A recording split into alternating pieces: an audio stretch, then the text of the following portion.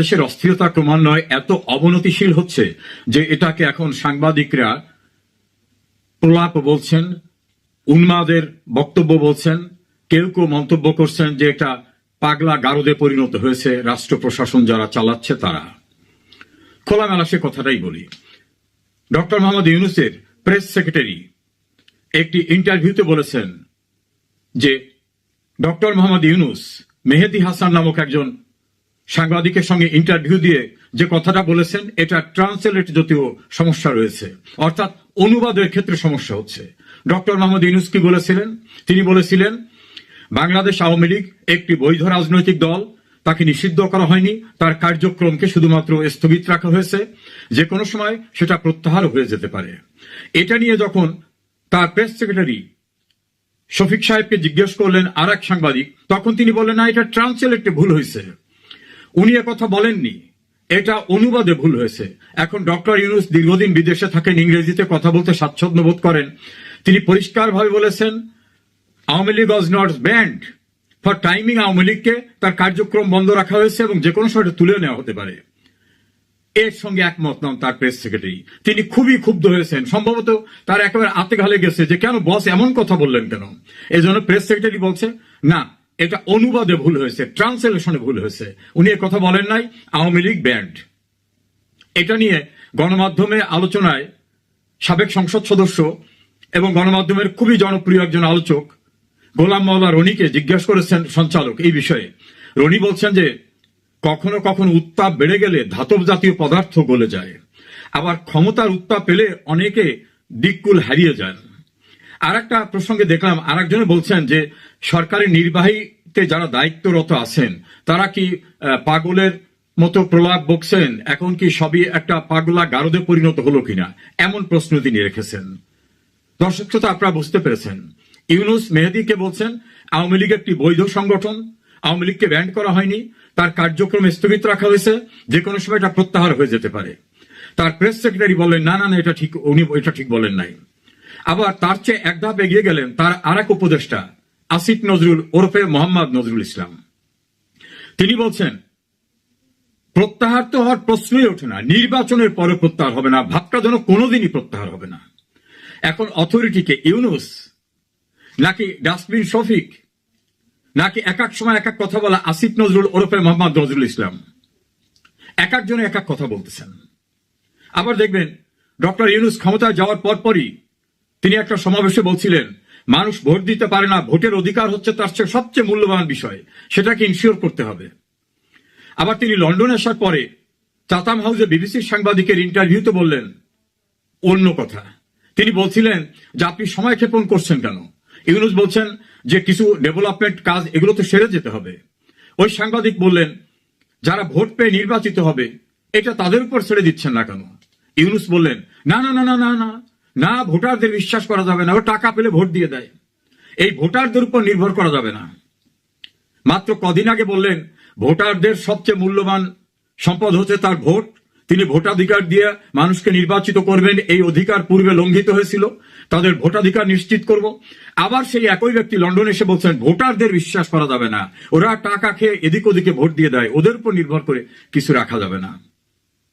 দর্শক শ্রোতা, বিষয়টাকে কেমন ভাবে দেখছেন? আবার এই ডাস্টবিন নামক শফিক, যার নামের সঙ্গে ডাস্টবিন শব্দটা যুক্ত হয়েছে, তিনি বলছেন ফেব্রুয়ারির পরে একদিনের জন্য আমরা ক্ষমতায় থাকবো না, পৃথিবীর কোন শক্তি নাই যে একদিনের জন্য ক্ষমতায় রাখতে পারে। কিন্তু তার বস ডক্টর মোহাম্মদ ইউনূসের অভিলাষ ইতোমধ্যে পরিষ্কার হয়ে গেছে। তিনি বলছেন জনগণ তো বলে আমাকে আরো 5 বছর 10 বছর 50 বছর থাকতে, অর্থাৎ জনগণের দাবি আছে তাকে আরো 5, 10, 50 বছর থাকতে। ইউনূসের যে বয়স, তাতে যদি তাকে আরো 50 বছর রাখতে হয় তাহলে তো একজন বিজ্ঞানী বের করা দরকার যে বয়স বাড়াতে পারে। যদিও এ পর্যন্ত কেউ আর বয়স বাড়াতে পারেননি, এখন ইউনূসের জন্য এমন একটা বয়স বাড়াতে হবে, কারণ তার যারা বস, বড় একটি রাষ্ট্রের সাবেক রাষ্ট্রপতি, বিভিন্ন অর্গানাইজেশন, তারাও নিজেদের বয়স বাড়াতে পারেন নাই। এখন তার প্রেস সেক্রেটারি বলছেন ফেব্রুয়ারির পর একদিনও না, আর ইউনূস তার অভিলাষ ব্যক্ত করেছেন যে কেউ কেউ তো বলে 5 বছর 10 বছর 50 বছর আমাকে চায়। আবার ঢাকায় জাতীয় ঈদগাহ ময়দানে ঈদের নামাজের শেষে সাজানো একটি ফোরাম থেকে বলা হচ্ছিল, আপনি থাকেন অনন্তকাল আপনাকে দেখতে চাই। ইউনূসের অভিলাষ কি বুঝতে বাকি আছে? যারা ইউনূসকে এনেছিলেন খাল কেটে কুমির আনার মতো কথা এখন যারা বলেন, এই হচ্ছে সেই ইউনূস। আরো একটি ইন্টারেস্টিং বিষয় আপনাদের সামনে আলোচনা করতে চাই।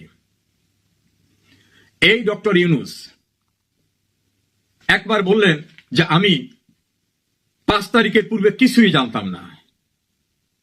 আর ইন্টারন্যাশনাল ক্রাইম ট্রাইব্যুনালে সাক্ষ্য দিতে যে তার কিংস পার্টির সভাপতি নাহিদ ইসলাম বললেন 4 তারিখে তো ওনার সঙ্গে আমার কথা হয়েছে। আবার তাদের আরেকজন মুখ্য সমন্বয়ক হান্নান মাসুদ, তিনি তো বললেন ওনার সঙ্গে তো আমাদের অনেক আগের থেকেই কথাবার্তা হতেছিল, কিভাবে কি করব। তাহলে ডক্টর ইউনূসের সঙ্গে হান্নান মাসুদ, তার পার্টির যে প্রধান নাহিদ ইসলাম, তাদের কথা আর ইউনূসের কথা তো মিলল না। আবার ইউনূস আমেরিকার ক্লিন্টন ফাউন্ডেশন গিয়ে বললেন নাথিং ওয়াজ হ্যাপেন্ড সাডেনলি, অর্থাৎ হঠাৎ কিছু হয়নি, এটা মেটিকুলাস ডিজাইনের মধ্য থেকে সবকিছু করা হয়েছে, এবং ডিজাইনের মাস্টার মাইন্ড বলে মাহফুজ সাহেবকে মঞ্চে এনে পরিচয় করিয়ে দিলেন। এই ভদ্রলোক আবার আরেকটি দেশে যাওয়ার পরে সাংবাদিকরা যখন জিজ্ঞাসা করলো যে আপনি কিভাবে এটার সঙ্গে সম্পৃক্ত হলেন, বলে আমি কিছুই জানি না। আর আমেরিকায় বলে আসছেন মেটিকুলাস ডিজাইন করে এই ঘটনা ঘটানো হয়েছে, অর্থাৎ শেখ হাসিনাকে উচ্ছেদের ঘটনা ঘটানো হয়েছে। কি বুঝলেন? একই ব্যক্তির মুখে সকালে এক কথা, বিকালে এক কথা। ক্লিন্টন ফাউন্ডেশনে যা বললেন, জাপানে গিয়ে বললেন তার উল্টাটা।